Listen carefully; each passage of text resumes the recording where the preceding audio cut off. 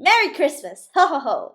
It's Erica, and today I'm going to be reading Have Yourself a Cheesy Little Christmas by Jory John and Pete Oswald. You call this Christmas? Ha! Christmas isn't Christmas unless it's a big Christmas. Like this. Ta-da! See, my Christmases are extreme. My Christmases are exhilarating. My Christmases are extraordinary. My parties are really something to behold. Take a look around. Are you seeing what I'm seeing? Look at this, and that, and this, and these, and those. Also these, and that, and this. Oh, and that, and this, and these, and those. Ta-da! Also, not to brag, but I'm quite the stellar host. My conversation is the sparkliest. My jokes are the funniest. My laugh is the loudest. My decorations are the shiniest. My tree is the tallest. My snacks are the tastiest. My dance moves are the snazziest. And just when you think the festivities are over, I show up with another surprise. Bam! And another one. Boom! And another one. Bling! Also, you've never seen anyone give gifts like me. It's a motorboat. Enjoy! And you've never seen anybody get gifts like me. Rah! I will outmatch anybody when it comes to presents. Hey, thank you for the wristwatch. Here are 5 wristwatches in return.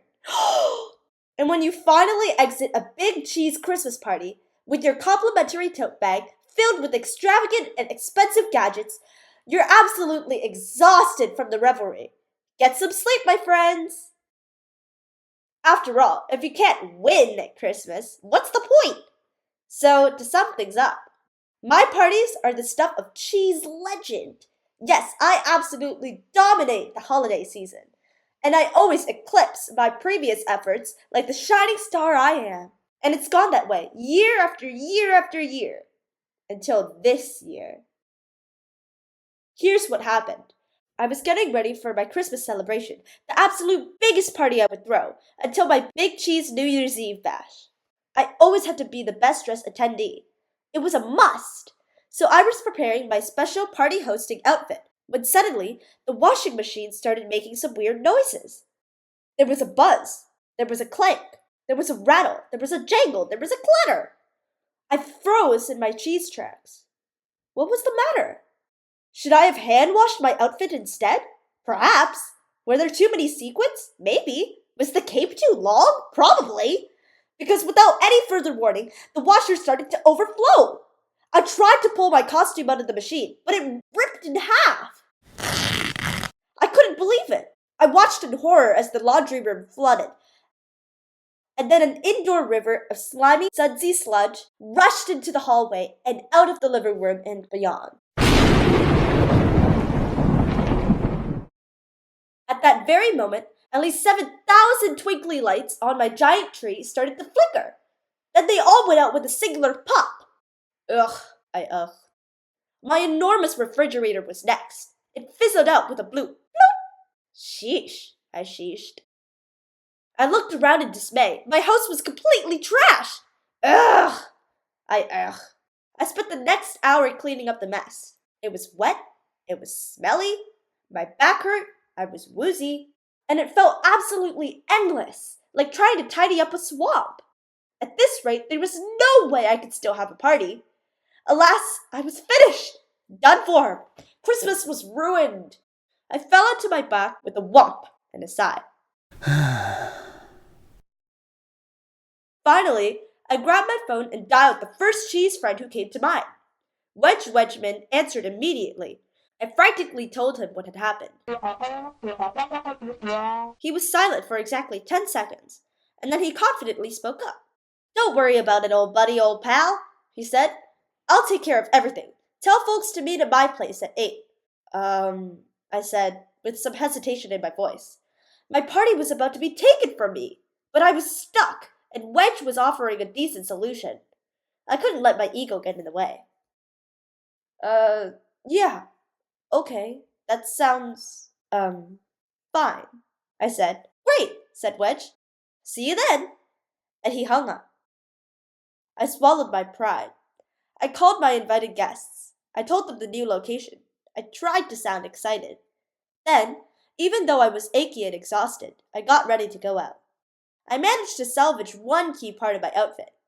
Not bad. Then I was off to see what Wedgeman had dreamed up.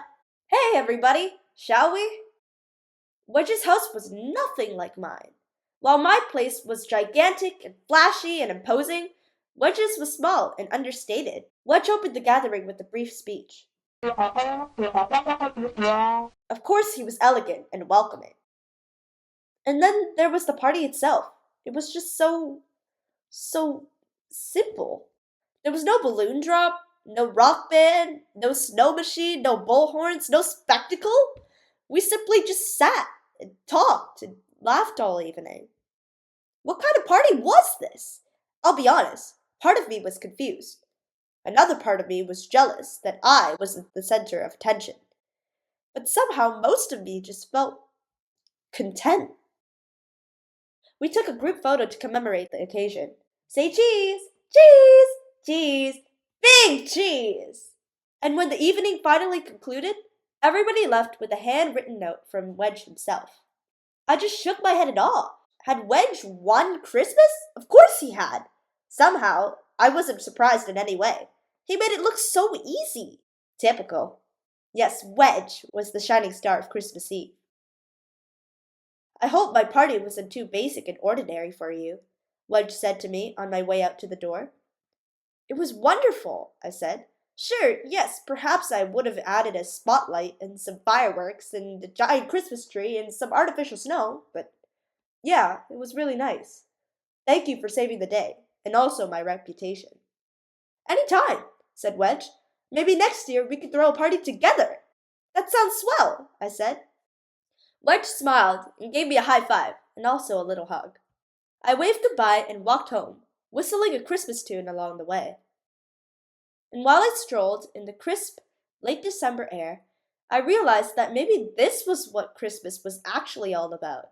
A chance to spend some time with folks you enjoy, have a few laughs, listen to some good music, eat a nice meal, exchange a few gifts. Voila! Nothing too complicated, nothing too ornate, nothing too extravagant, and nothing too stressful. Nobody had to win or lose after all. They simply had to show up and be in the moment. Of course, I can still have a big Christmas whenever I feel like it too. Hey, it's not like my personality totally changed in a day. Ta-da! Merry Christmas to us all. The end.